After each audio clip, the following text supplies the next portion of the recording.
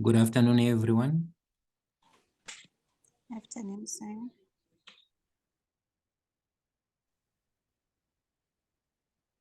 Thank you for the response. I wanted to check if I have got an audience before I can start presenting.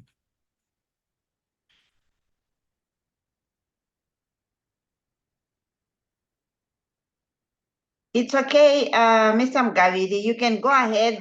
Since we are recording the session, it will be shared with the students, but I can only see 3 or 4 students have joined in so far, but I've informed the class rep to make sure students start joining. They'll be joining. You can go ahead. All right, Prof. Thank you very much.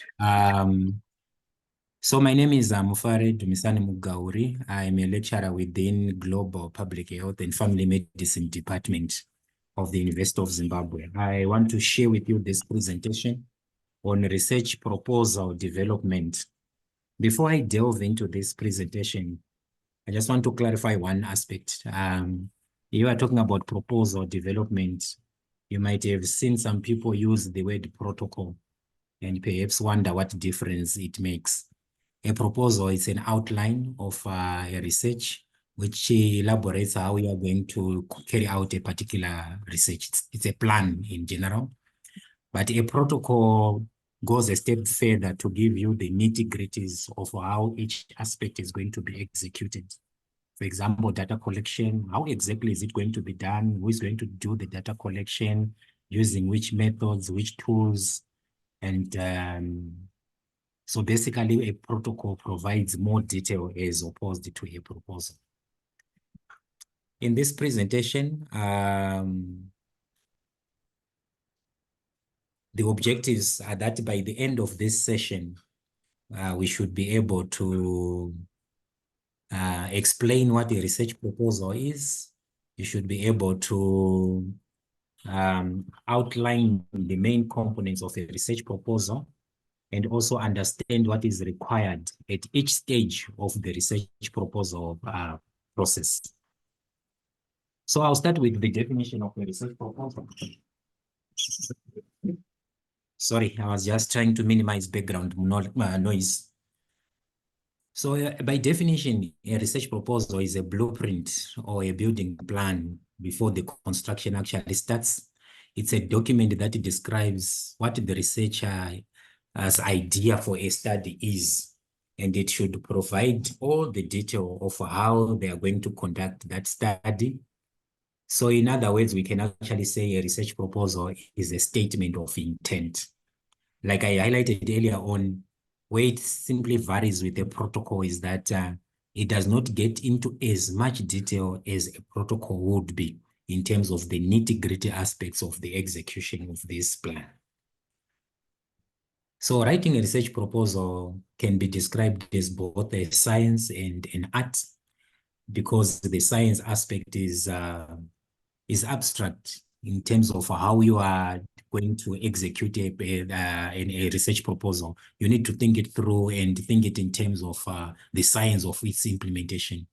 But on the practical aspect as well, it becomes an art in that it involves practical implementation of the intricate processes of the research in implementation process. A key to note is that a good research proposal should be based on scientific facts. This is the science which we mentioned earlier on, and the art of clear communication. And writing a formal research proposal is supposed to be started at that particular time when one would have decided on a topic of study. There are certain things that a research proposal should therefore contain in being consistent with the statements that I've already indicated. First is, what do you want to do? It should be clear to say in this particular research, what exactly do you intend to do? And why do you intend to do that? There should be reasons for you to conduct a particular research. Gone are the days when people would just do researches for the sake of publications, bringing up a profile of projects that you have done. There should be a clear picture of what you want to do with that particular research in terms of its utilization, which is consistent with the tenets of the Education 5.0 concept. It also needs to come out clear why that is important, what you need to do.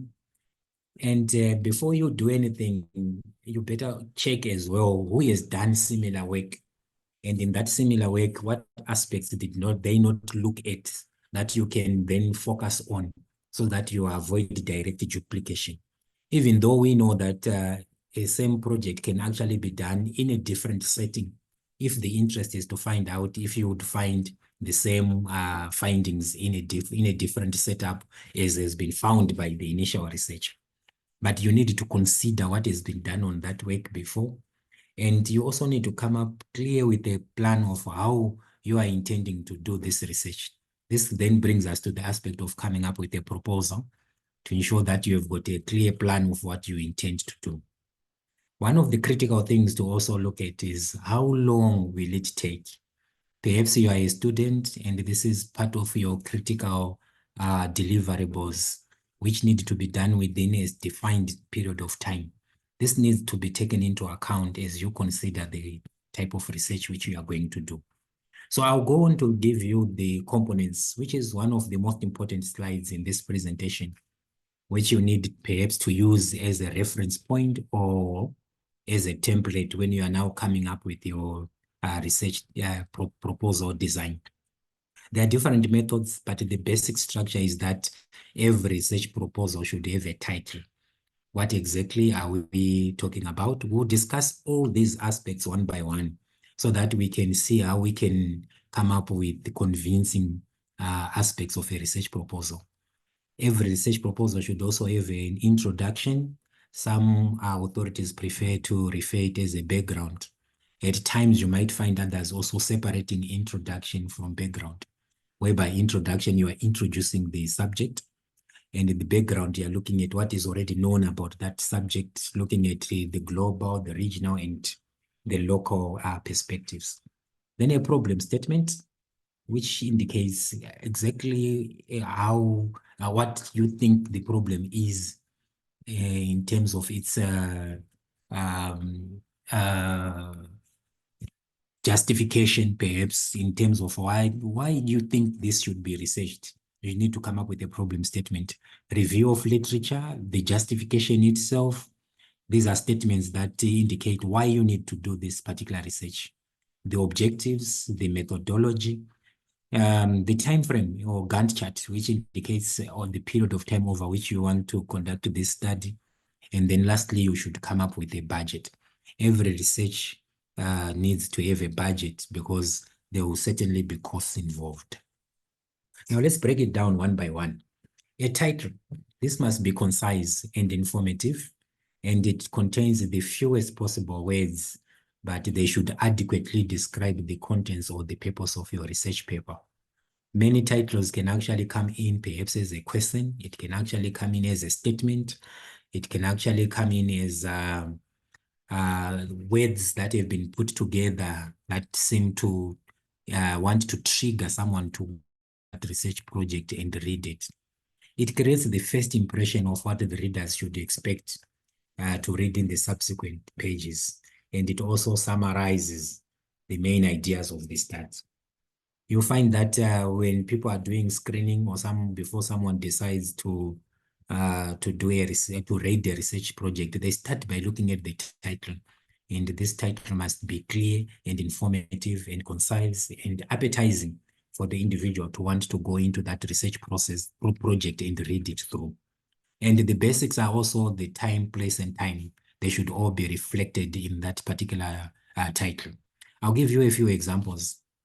First one here, to assess self-care practices among hypertensive patients, road traffic injuries among school-aged children in Chitongwiza in 2017, antidepressant use during pregnancy and the risk of gestational diabetes mellitus, a nested case control study. Number 4 is a structural equation modeling of the buffering effects of social support on the reporting of common mental disorders in Zimbabwean women in the postnatal period. Now, from what we have mentioned, you'll find that there are good titles there, and there are also titles that need to be improved. Like I mentioned, it should be clear, it should be concise, it should also highlight person, place, and time. So you'll find that number 2 there talks about road traffic injuries among school-age children in Chitungwiza 2017. It's quite more informative if you compare it with the first one, which says assess self-care practices among hypertensive patients. Because with the first title there, you start wondering to say, so this study, hypertensive patient, did it include the entire population? What is the period of time that the study is focused on? All those things are missing. They should be clearly defined in a particular study. You also find that number 3 brings in an aspect which we are also missing on number 2, the aspect of the study design. At times, it's really useful to actually indicate the type of study as part of the title.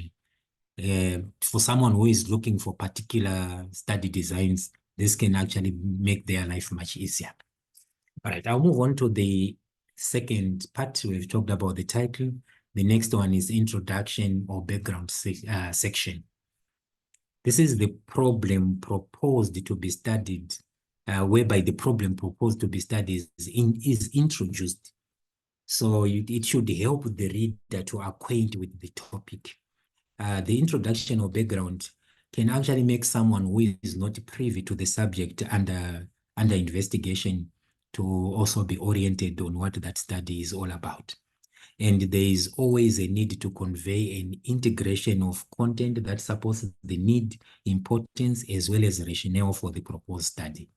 It means in your background or in your introduction, you should be telling us about this concept which you are studying, and tell us what is known about that subject, and what is the global perspective, what is the regional perspective, the national, and then you come down to the setting where you are doing that particular study. This is referred to in panel.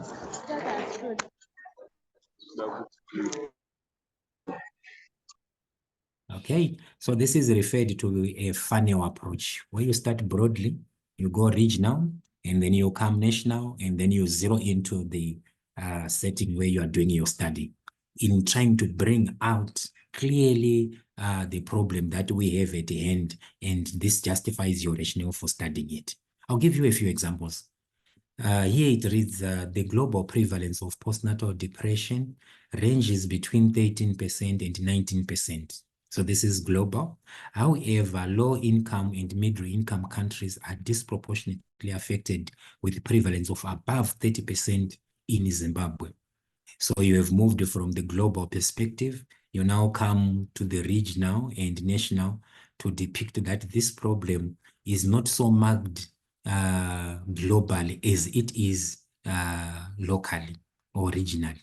So Nepal, rural South India, and South Africa, these are the examples of the regional countries that are included there. Despite the high prevalence of postnatal depression in Zimbabwe, it is rarely diagnosed or managed in primary care settings. So in this, you can see the demonstration or the illustration of the funnel shape approach in coming up with your introduction or your background. Another example. Cancer recently has been reported to be killing more people than HIV/AIDS and tuberculosis and malaria combined, with almost 14 million people receiving cancer diagnosis and close to 8 million people dying from the condition worldwide every year. This is according to the Centers for Disease Control and Prevention 2014. So this is the global perspective as reported by the CDC. And then you go on to say more than 55% of new cancer cases and more than 60% of cancer deaths occur in less developed regions of the world, with breast cancer being the second most diagnosed form of cancer globally. You have now zeroed into the regional perspective, which justifies why you are doing this particular study, which informs whoever is reading your paper that this really is a problem that is affecting us. So Some of the tips is that when you are writing your introduction, ensure that you make it short. Let's make it 1 to 2 pages. You don't need to go into so much detail. You just need to highlight the key aspects so that you can convince the reader that what you are studying is of public health in significance. So here you would have shown the burden, the economic impact. Those are the key aspects to bring out. So you don't need more than 2 pages to do that. And you need to make it appear as if it is the single most important subject. Yeah, to justify that this is why I'm doing this study. It's a very important subject. But the caution is that do not lie. Don't inflate the figures, because as you saw in the examples that I gave, you actually need to reference any statement, any data that you are bringing forward. It needs to be referenced so that if the reader has got any doubts or they want to read further on what you have actually asserted, they should be able to follow the link to your reference and read more from the source where you obtained that data from. So you need to convince any reader to also see the importance and the relevance of that study for them to say this study indeed is very important. So we are done with the introduction. We move on to the problem statement. In the problem statement, you are presenting what is prompted you to pursue the research. So you have to answer a few questions, usually just 5 questions that you need to answer there. What is the problem? Where is it? Who is affected? And to what extent are they affected? And then when are they affected? You can actually go further by highlighting to say, what would happen if nothing is done about this problem, in trying to indicate that this indeed is important and this is what has prompted me to pursue this particular study. So it's more like outlining the negative points of the current situation to justify that this situation needs to be addressed. And I'm going to address this situation through this particular study. So the 5 W's are the ones which you are addressing here: who, what, when, where, and why. Showing the trends usually helps the reader get a clear picture. You need to have some statistics to support you as part of your problem statement. You can use a table, a graph, but this should be more informative it will be more informative if you present as proportions rather than the absolute numbers. So I can give you an example here where you find table 1 has got proportions of patients with cannabis-induced psychosis in Shamva district in 2013. Clearly here you can see the age. The year here is 2013. The ages are on the left side. And on the right side, we've got columns that are indicating quarter 1 to quarter 4. And you can see clearly that the 13 to 19-year-olds are actually recording high proportions throughout the quarters and also even the overall, which is at 84%. So you'll be directing your readers to indicate why you then particularly chose to do your study in this particular age group. Another example is on proportions of patients with cannabis-induced psychosis in Shamva district 2013. So we are presenting the same data, but presenting it as bars. So if you compare this particular figure with the previous one, you'll find that the bars are more representative, are more clearer in depicting the problem as compared to the table. But however, it doesn't mean that tables are not applicable in problem statements. You need to choose the most appropriate presentation of data that communicates the message that you want to communicate. The key aspects are that it should be, your problem statement should be a clear statement that this problem indeed exists, and evidence that supports the existence of this problem, and evidence of an existing trend that has led to the problem, which justifies that if we don't do anything about this, then this situation is going to continue as it is.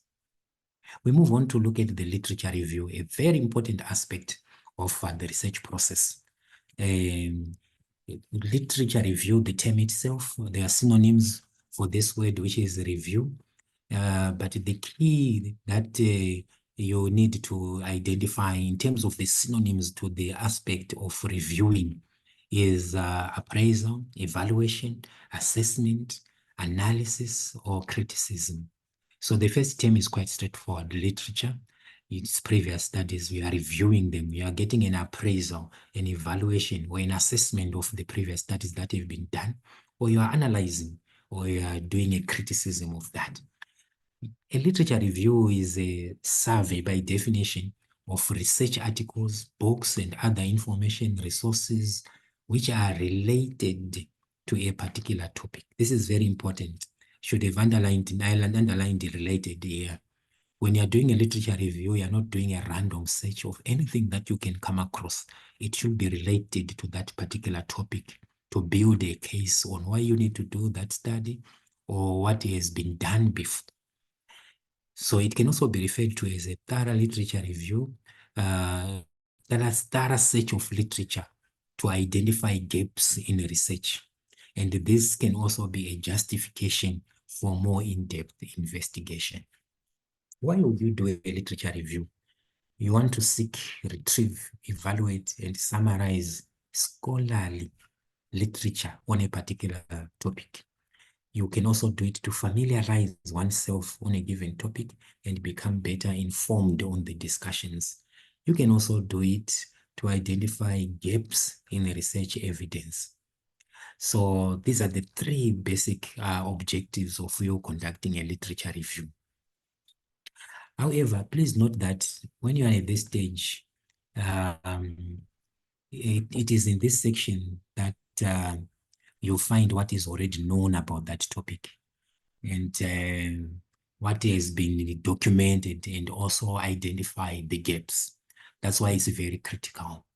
We need to see through your literature review that you identify gaps, and after you have identified them, they help you to formulate even your questions. It can help you to formulate even your data collection tools so that you can be able to bridge those gaps, so that your research can contribute to existing knowledge. It would not do so if you do not identify gaps in the existing knowledge.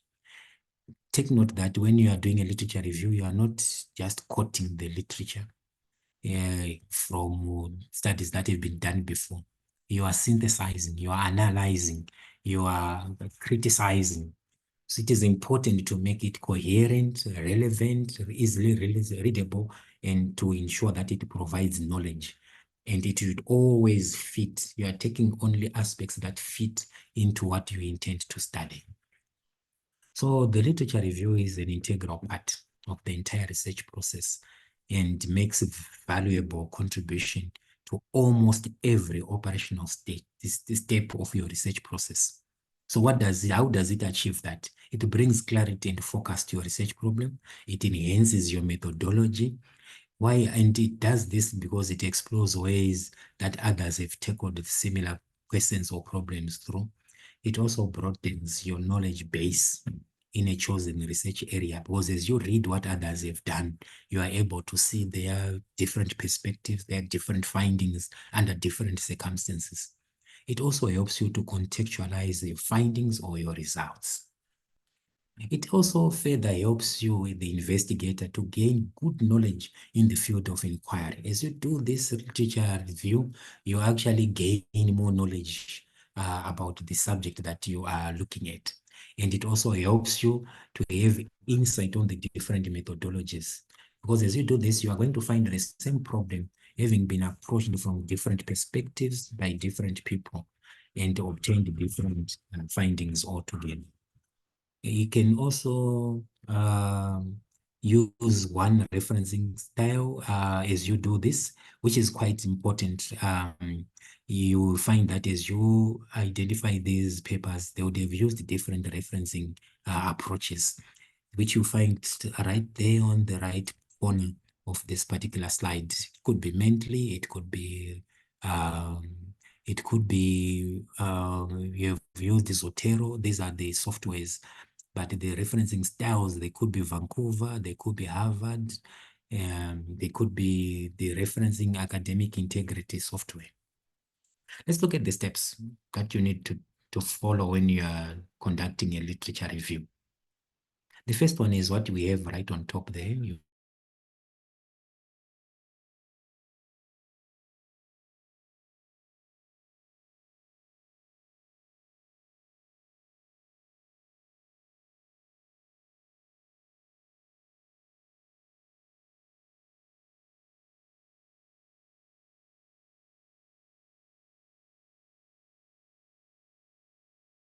look at good versus poor literature reviews. A good literature review is a synthesis of available research and is a critical evaluation, appropriate depth and breadth, has clarity and conciseness. It uses rigorous and consistent methods, whilst a poor literature review is an annotated bibliography where you're just taking what the studies are saying and you are plugging and you are planting. It's confined to description. There is no analysis. It's narrow and shallow. It's confusing and long-winded, and is constructed in an arbitrary way. In other words, this slide is supposed to show you what not to do when you are doing literature review and to ensure that your literature review is a good one by observing the things which are listed on the left side and avoiding those which are listed on the right side. Just an example, in a study by Kalikman et al., 1999, et al. Simply means and others, which is actually standard according to different practices. Some referencing styles will say after 3 or after 4 authors. Some will even say after 1.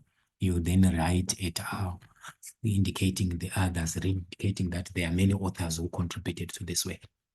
So according to this study, to assess adherence to antiretroviral therapies among HIV patients with low health literacy, education, and health literacy were significant and independent predictors of a 2-day treatment adherence after controlling for other factors such as age, income, ethnicity, HIV symptoms, substance abuse, social support, emotional distress, and attitudes towards the healthcare providers. I want you to notice that having said the study was done by Kalikman et al., and its objective was to assess adherence in art therapy among HIV patients with low health literacy, blah, blah. You find that those findings are now synthesized to indicate that the predictors of a 2-day treatment adherence after controlling for these factors were which ones. It's actually a synthesis of those findings. Appropriately at this particular full stop, then there should have been the reference there. It can be repeated on the next statement, but every time you are importing a statement, there is need to have it referenced. Okay? Then persons with lower health literacy were more likely to miss treatment doses because of confusion, depression, than were participants with a higher health literacy. So this is indicating the results that were obtained in this particular study. So we are able to judge here and identify where this write-up may need to be improved to be more concise. I've got several other examples, which I'm going to skip in the interest of time. But I'm sure with the basics that we have learned so far on literature review, you should be able to identify a good literature review and be able to review a given literature review so that you can be able to improve it. Right, let's look at some important aspects of writing a literature review. Before you actually start writing, you need to identify what you call keywords that will help you as you do your literature search.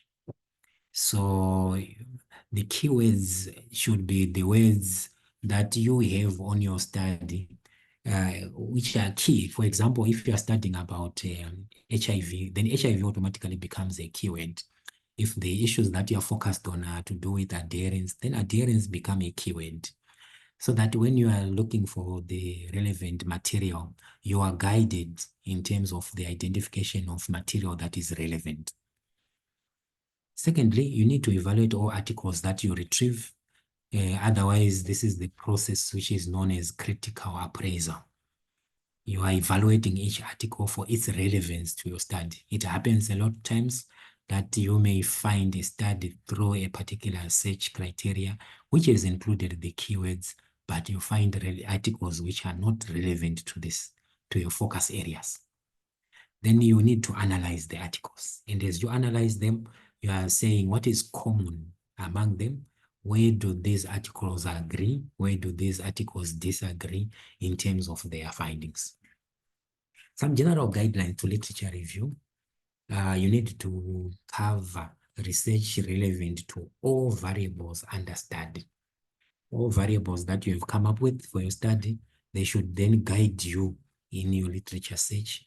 And remember, they are the same which will also guide you in coming up with your specific objectives. Research that explains the relationship between variables should be top priority. As you do your search, check where you see the variables, if they are being evaluated in terms of their relationship, what causes what, dependable versus independent variables, then they should then be your top priority. There's also a need to plan how literature review will be structured and then write from the resultant plan. Usually the organization of a literature review can actually take a topical order where you organize your main topics or issues, and then you emphasize the relationship of the issues to the main problem. Or alternatively, you can decide to take a chronological order where you organize the literature by the dates the research was published. Like you're saying, yeah, what was found in this particular year, and then what was found in the subsequent year, what was then found in the subsequent years. That's another way. Or thirdly, you can actually look at problem, cause, solution order. So you're moving, starting off with the problem, and then you go to what is the cause, and then you say, what is the solution? And then that's how you then construct your literature review.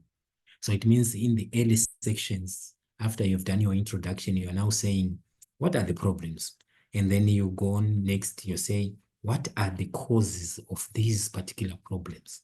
And then you go on to the last bit, you say, what are the solutions that can be proffered to address those particular problems? So there's no one size fits all. You can actually choose how you would want to structure your literature review, but these are the options. Let's add more. General to specific order, which is also called the funnel approach, where you examine broad-based research first, and then you zero into some specific studies in relation to the topic. On any subject which you are studying, you will always find that there are studies which are big and they are more broad than others, which is zero into particular intricate aspects of the problem that is being studied at the end. So that's another approach. Or you can actually take it from the specific to general order, which is the inverse of the above. You are starting with the specific research studies, and then you are moving to the general ones in that particular order. So after you have reviewed the literature, you need to summarize what you have found in terms of what was done on this particular subject, what is yet to be done, which highlights the gaps, and then what needs to be done to bridge these gaps. Remember, you are arguing from a point of why your study is important. So it's important to identify what is not being done.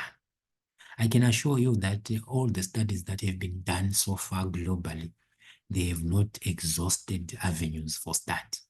There are still things or avenues or aspects that are yet to be studied, which should be your responsibility to identify them so that you bring out a study that can contribute to existing knowledge. Then you then go on and you pose a formal research question or state a hypothesis, and be sure this is clearly linked to your literature review. A hypothesis is a statement that indicates what is known and your assumptions of what is not known. After literature review, all the sources cited in literature review should then be listed as part of your reference list. And the literature review should include the basic structure, should include the introduction, a summary, a critique of the journal articles, justifications for your research project, and the hypothesis for your research project. There are some common errors in literature review that I would want to highlight here. Number one, a review which is not logically organized. We've already talked about the different aspects or the different structures of organizing literature review. You can also have a literature which is not focused on the most important facets of your study. Your study has got a core focus that it has, and your literature review should focus on that. It could be too few or outdated references which have been cited. And then you are saying you are identifying a gap in knowledge, and yet the references are few or they're outdated. This then indicates that you are not clear on the existing gap because you are leaving out aspects which are quite recent, which should be included to indicate that this is the current existing gap in knowledge. Okay. So if a review reads like a series of disjointed summaries, then that is not a good review as well. And if it does not argue any point, then it's not a good review. If the recent and crucial references are omitted, at times markers can actually do that. When they see that your references are all old, they can search on that particular subject and bring out newer references, newer information, which then might end up affecting the gap that you have said it is existing. There are some tips that you need to remember when you are doing a literature review. You need to structure it with the headings, which can make it easier for the reader to follow. It can actually start with an introduction, and then you, depending on the subject. Do not just report what the articles say, but discuss an article's content in relation to other articles chosen for that review. Also, revolve this discussion over the comparison of findings and similarities and or differences. You can use a snowball approach where you look at your reference list from the articles, books reviewed, and then that leads you to another. When you use referencing softwares like Mendeley or Zotero, they actually suggest for you, once you pick a particular study and you want to add it as a reference, it also gives you suggestions of other studies which are related to that. And that should help you to broaden the studies which you are considering for your literature review. So as you review your literature, keep in mind that you are thinking about, and you are looking for relevance to your topic, intended audience, the date of the publication. The general rule is that something which has been published more than 5 years, there might have many things which would have changed by now. So you may need to avoid that, unless if you are just bringing it in the context of a historical perspective. You also need to look at the coverage of the topic. Accuracy of the information is your responsibility to check that is this accurate. And then the authority of the author or information source, the level of objectivity of the author. This is when the aspect of analysis comes in as you comment on these aspects. You are able to say, these were the findings. However, according to such an authority, it is quite different. Remember, save your references. Need to keep the record of the literature which you collect and record where and when you retrieved the information. It's easier when you use a citation manager, Zotero, RefWorks, EndNote, or Mendeley, because it will actually indicate the date that you have retrieved it from the internet, so that whoever would want to verify, they are able to follow that particular link and be able to access the same information. It's better for you to record too many references than spend hours trying to relocate your documents. Right, we move on to the next step, which is justification. Why the study is significant is what you are answering in your justification. Why is it significant? Why do it now? And why do it in those particular settings? What will it contribute to the existing research literature? And what implications your findings are going to have? And who will benefit from it? Who is going to be the consumer of these findings? And how does this research also fit into the existing gaps that you have highlighted in your literature review? So this is how the justification, if you answer these questions, you would have done a very good justification. That's all you need to answer.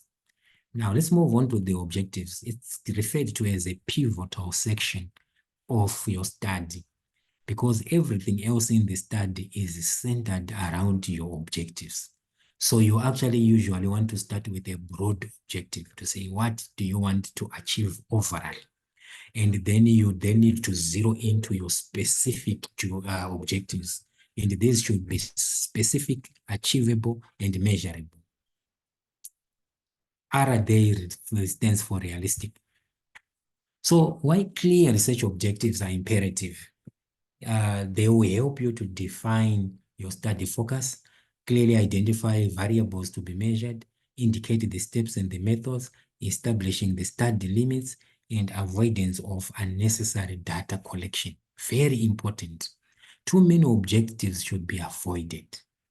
If there is more than one objective the objectives can be presented in the appropriate order of importance.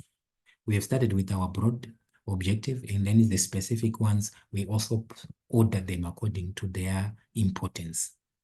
And they should be closely related to the problem statement.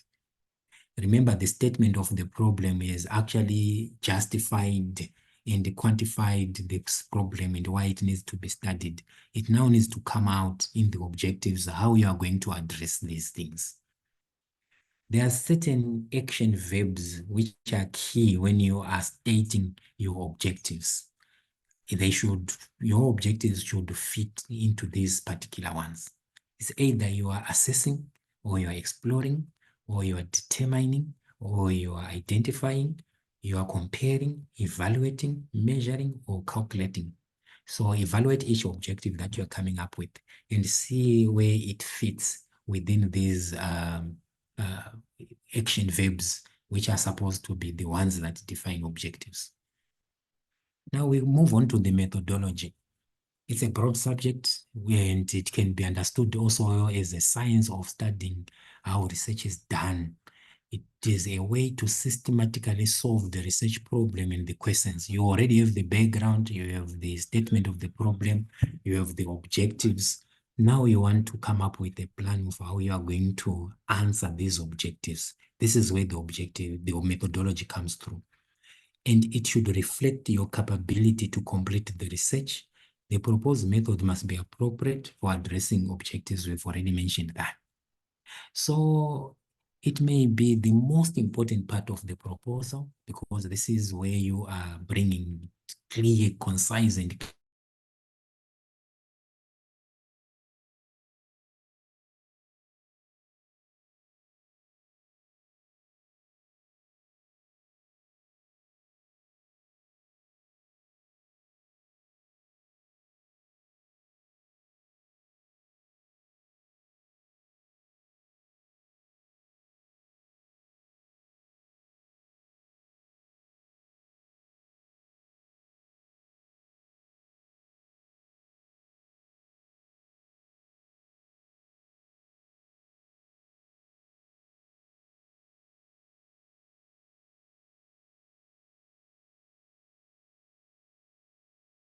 sorry, I think I had lost the connection there. I hope I am now audible. Yes, we can hear you, Sam. All right, let me share my screen again because I think, okay, you can see my screen as well.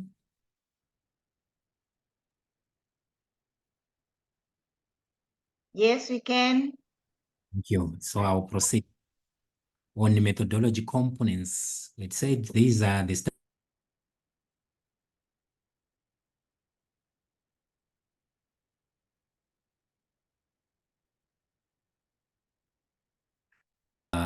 briefly, and then you also look at the timelines and budget. So moving forward, the study design, we'll touch on it briefly. This is the plan or the specific approach that you're going to take, and this should be appropriate to achieving the objectives that you have come up with. Study designs is a broad topic on its own, where we can look at what influences the design and what are the existing designs which are there, their classification, and then the specific examples that follow those particular classifications. I'll move on to the population. It is essential to describe the population which you are going to study, and whom the results are going to be generalized to. Remember, the study population is the broad population to which you are going to generalize your studies, even though you are going to arrive at this using a sample. So by inference, it then follows that the sample should be drawn from this particular population. And you need to ensure that the sample is representative of the population for you to be able to then generalize your findings to that population. So this is what I've already said. You now need to come up with an inclusive and exclusive criteria. How many are we going to recruit, which we are going to represent the population, and how representative will this be? So you need to come up with an inclusion and an exclusion criteria. Inclusion criteria means what must the participants have to be included in the study, whilst the exclusion criteria is looking at the characteristics that actually disqualify prospective subjects from being included into the study. So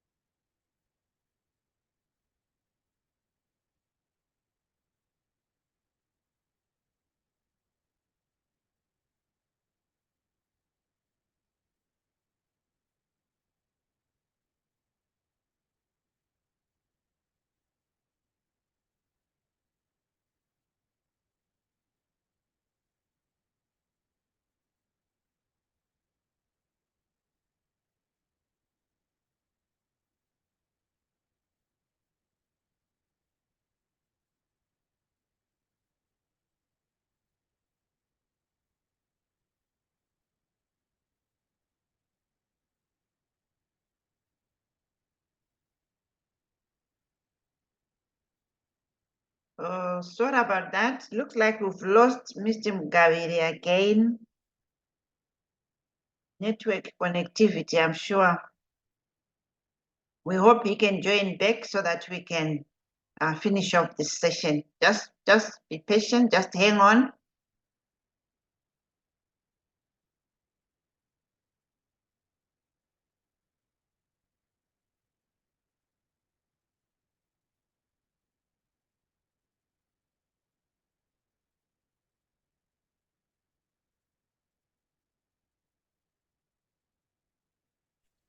sorry about that. Sorry about that, Prof. I see the audience is still there. I hope my connection will allow me to finish the remaining slides. That's okay. Welcome back, Mr. Mugaviri. It's okay. You can go ahead. All right, thank you. So Yes. I'll resume from this particular slide where I was at, giving an example of the inclusion criteria of all patients admitted and discharged from Parenya to our hospital in 2018. And then the exclusion criteria to demonstrate, like I said in the previous slide, that these are not opposites. You find the exclusion criteria is that someone might have been admitted within this defined period, but they are under 18 years of age, or they are non-Shona speaking, or they are cognitively impaired patients. And like I mentioned in the previous slide, your rationale for having this exclusion criteria could be to do with ethical principles or focusing your study. As ethics can come in through here, under 18, they are children. There are certain aspects that will apply in terms of their data collection. If they are non-Shona speaking, maybe that can be a limitation for you in the data collection aspect. Cognitive impairment, it will also limit your data collection process. So this is a demonstration of the difference between inclusion and exclusion criteria. On the sample size, this should be informed by your study design. You'll find that there are formulae which are used to come up with your sample. And these take into account the study design as well as the question that you are answering in terms of what is already known about that aspect. That usually becomes your delta there. So it's important to mention what the minimum sample would be and how it is arrived at. If you are not very versed with this aspect, you better consult a biostatistician. They usually want you to come up with a minimum sample size, and then you have got an allowance for attrition in case you do not reach that particular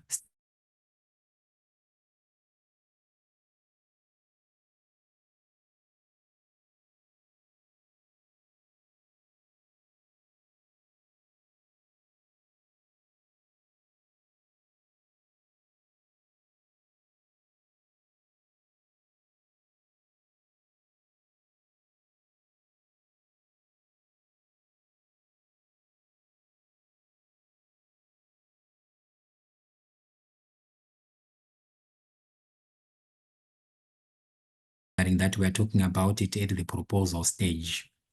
And we are looking at aspects of how are you going to record, to store the data deduction, statistical analysis, which test are you going to use, which level of significance is going to be applied.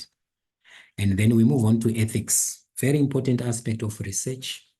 In our local context here, we are talking about JREC as well as MRCZ as our ethical approval boards. But this also goes beyond to look at institutional ethical review boards. For example, you might have obtained your JREC, your MRCZ, but if you are to enter a particular dominion like Alaris or Blawayo City, then you also have the specific departments to consult and they should approve your study. Then informed consent is now relating to your study participants.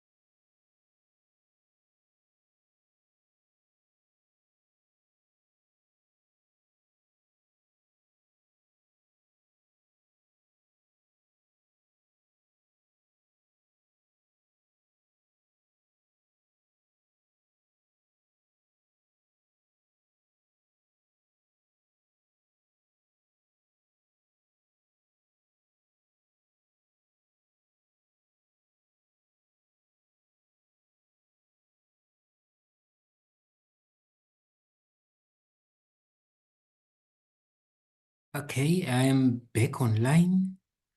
I was left with just a few slides, if not two, to look at the budget, which is basically a statement of how much money will be required for you to do this particular study.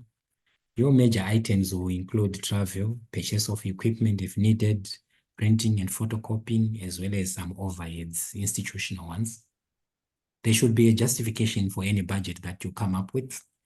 So important information for writing is that structure your work in advance. Every sentence must contain one idea only. These are general advice statements to writing a research proposal. And each sentence should follow logically from the one before it. No chain of ideas.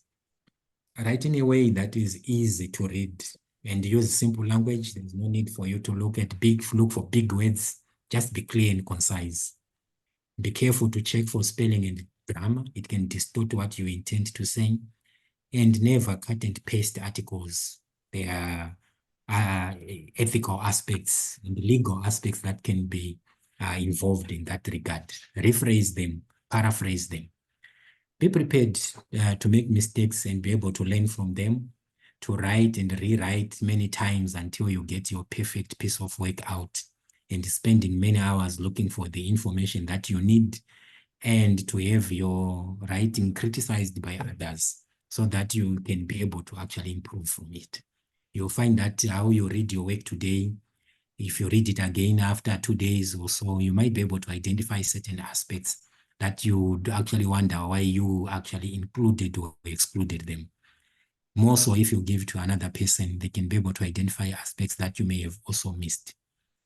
It's normal to feel confused and hopeless at times, but keep on your feet until you arrive at where you want to arrive at, until you have the clear picture that you want to obtain. And this picture must be very clear. It must not be ambiguous, the picture which you are looking at in this slide, where you wonder whether this is a donkey or it's a lamb or it's a goat or what exactly is it. Otherwise, thank you for listening.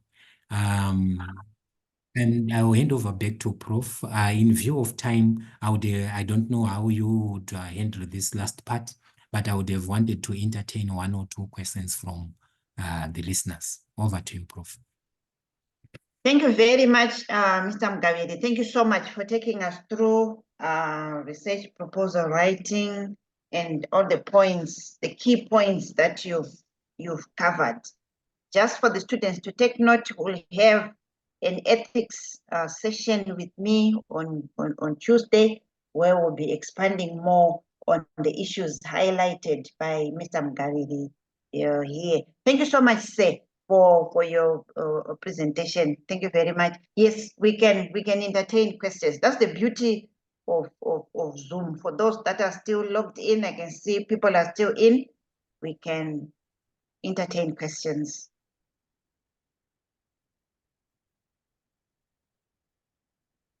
Students, you can put in chat. I'm checking the chat box. Do we still have students here?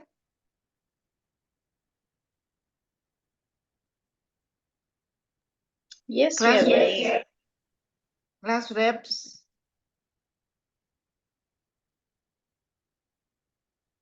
You are there, all right. Any questions, any clarifications you need from Mr. Mgabedi before we end this session? Because mind you, we're going to ask you to, as part of your assignment, to write a proposal, an innovative proposal in your, it can be in your area, or it can be an interdisciplinary proposal. So you really need to understand all those different aspects and components of a research proposal. I encourage you to ask questions. So can I ask? Yes, go for it. My question is on research gaps. How do we come up with research gaps, or how do we identify a research gap, or how do we put across the research gap in a proposal? All right. I'm sure Mr. Mgabedi indicated it's a very important aspect of your proposal. I'll allow Mr. Mgabedi to respond to that. Yes, thank you very much, Prof. And thank you for that question. This falls under literature review. So what you are doing there is you have a subject that you want to focus on in your study, and you are looking for relevant studies that have been done, previous studies that have been done on this particular aspect. And then as you put together all these aspects, you should be able to see aspects that have not been studied. Let me take HIV as an example. We know that HIV from our science in terms of being a virus, how it's transmitted, how it's prevented, and perhaps your focus is on HIV prevention. And then you look for studies that speak to HIV prevention. But you also know that under HIV prevention, there are the different aspects of HIV prevention that you need to look at. Then these days they talk about combination prevention. It's whether it's biomedical or it's behavioral or it's structural methods that are used to prevent HIV. You look at the studies to see if they have addressed all these tenets of HIV prevention. And then you identify the gaps or where you find that maybe the biomedical methods are not bringing out so many studies that are indicating how these actually are effective in preventing HIV. Remember, I'm just using this as an example. So automatically through that process, you are now being able to identify the gaps. For you to identify gaps, you should have clear knowledge on the subject that you are studying. And then you are going into the literature to find out what is known. And from what is known, you are able to see the gaps in terms of the studies, the areas that have not been focused on in terms of investigating this phenomena. And then you are able to highlight those particular gaps, and then they become the aspects that you want to focus on if your study is to contribute to existing knowledge. I don't know if the example that I've used there helps you to clarify. But otherwise, in terms of process, that's how you arrive at identifying the gaps. Okay. Thank you very much, Mr. Mgaviri, for responding to that. I could hear somebody was trying to speak. Okay, you can go ahead.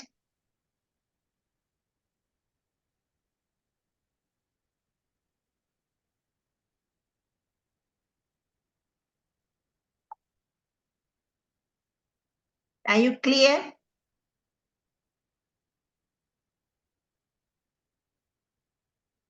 All right, any other question for Mr. Mgaviri?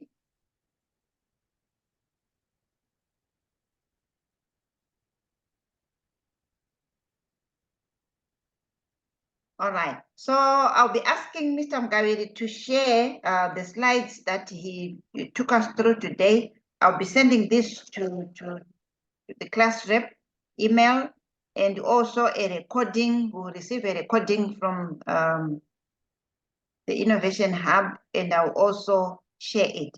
So we can safely say you'll have 3 recordings now, the one I did on Monday, then Tuesday, and then this one that Mr. Mgaviri is. This is a very important session, students. Those who didn't attend, please encourage them to go through the slides, go through the recorded session so that you understand what a research proposal is, and because you're going to be asked to write, and you have to follow this recommended format. There's no room for failure. Mr. Mgaviri has done an excellent job taking us through what a good research proposal is and what a good literature review section is all about.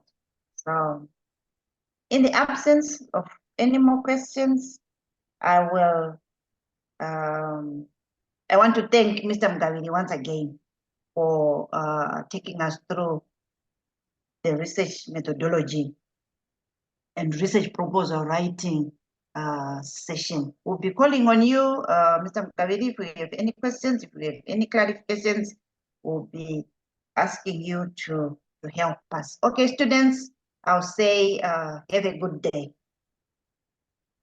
Yeah, thank you too. All right. Okay.